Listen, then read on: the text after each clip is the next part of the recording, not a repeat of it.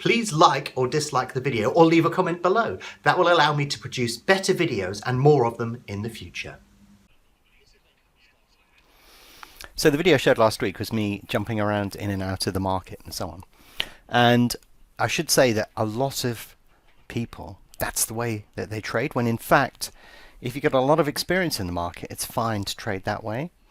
But if you try and do that when you're learning, you're going to struggle, because what you're trying to do is you're trying to say, oh, this is going up, that's going down. No, this is going up. In fact, that's going down. No, in fact, that is going up. No, in fact, it's that. No, and the problem is that's very hard to do. That's probably one of the hardest things to do with trading. So if you want to learn a bit more about the markets and play it a little bit safer and a little bit more calmly, then focus your attention on one particular runner and try and do a good job at that. But also, if you do what I'm about to do here, you'll feel a lot more in control and be able to make a few decisions. So if we look at this market here, I'm expecting this to be a little bit wild, but the favourite and second favourite have this habit of interacting with each other. So by that I mean if the favourite goes up, the second favourite comes in, or vice versa. One of those two things tends to happen. And when that occurs, that can be a little bit difficult to read. So if you just ignore the front two immediately, that makes your decision-making process a lot simpler, and you can focus on the third and fourth. Now what's happening over here, if I press enter on the keyboard, it centralizes the ladder. There we go. And this will tell you the general direction that all of these are going in, but also obviously you can look at the chart. So let's look at the chart of the third runner. You can see that's gently drifted a bit, and on the fourth you can see that's drifting as well. So let us say that we think that this runner is going to continue to drift. Then what we can do is we can put a position in the market. We'll use £10 stakes, and to keep things really simple at this particular stage.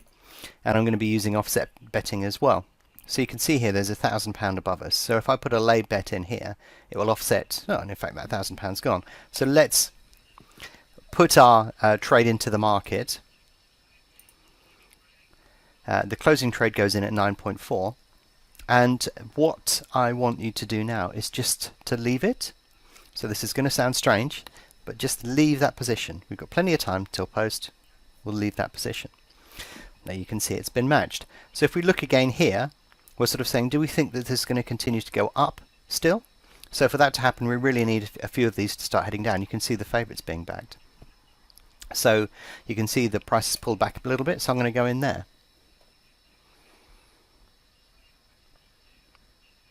That will get matched. It gets offset to 9.2, and again leave it.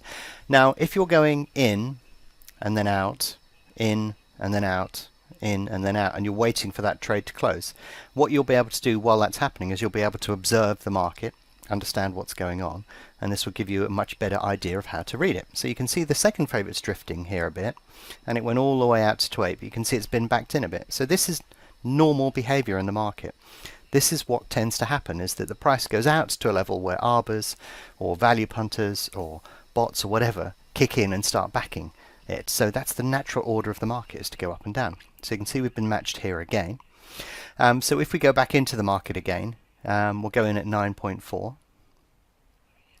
Wait for that to get matched. Please get matched. Matched bees, please get matched. And if that doesn't happen, we can always cancel that position and then pop an order in back in slightly above it. Now be aware when you do this, because you'll learn about this in the market as well, as the market tends to go up, down, and then go in a zigzaggy trend to its ultimate price. So the fact that you've just missed out on a price doesn't mean that your order won't get filled. However, you can see that we're getting closer to the off here. We've got about 60 seconds left. So if I put an order in at 9.6, I'll cancel that one because we don't want more than one order in the market at any one time. Wait for that to get matched, see if it does get matched. Come on, get matched. If we think, you can see I've just nipped in and put a trade at 9.8 and that got matched immediately. So I'm going to cancel that one. So can you see I'm just doing one order at a time. Just one order at a time, slowly. When the order goes in, we're looking at everything else that's going on within the market, trying to understand how that influences it. And you can see we've been matched on that side. So by avoiding the melee at the front of the field here, we're just going to slightly calmer positions down here. We're still reading the market, but we're only making one decision. We're saying, I'm laying. I'm expecting the price to go out. What's going to help the price go out? Is everything that's going on within the market, are the charts confirming what we see within the market, and so on and so forth. So let's have a look at the chart of River Purple again. There you go.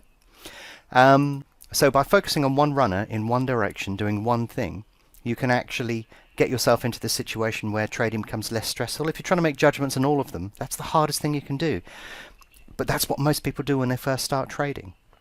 And I suggest that you don't do that, because I can do it quite naturally. But obviously, if you're starting out, it's going to be very confusing and there's going to be too many decisions to make. Focus yourself on one runner, one that's behaving itself, in inverted commas. In other words, it's not flying around all over the place. And then just try and guess the general direction. Leave the order in the market. If you don't get filled, then you can cancel that order, or you wait until the race is about to start, and then you just close your position out for a loss, because in the period in which you're observing the market, it will be able to tell you a lot of information about the way that the market's behaving, and you'll learn much more from doing that than just trying to second guess everything in front of you. Much more. So you can see on this occasion we've been matched a few times and we've made a little bit of profit here. If any of those positions wouldn't have been matched, I would have just left them, and then as we approach post time, I would have just closed the position, whether it was at a profit or a loss, which is of course obviously what you should do. But on this occasion, they've gone through very easily. We didn't really have any major problems there. The race is about to start, so I just need to click this button up here to hedge our position and move on to the next race.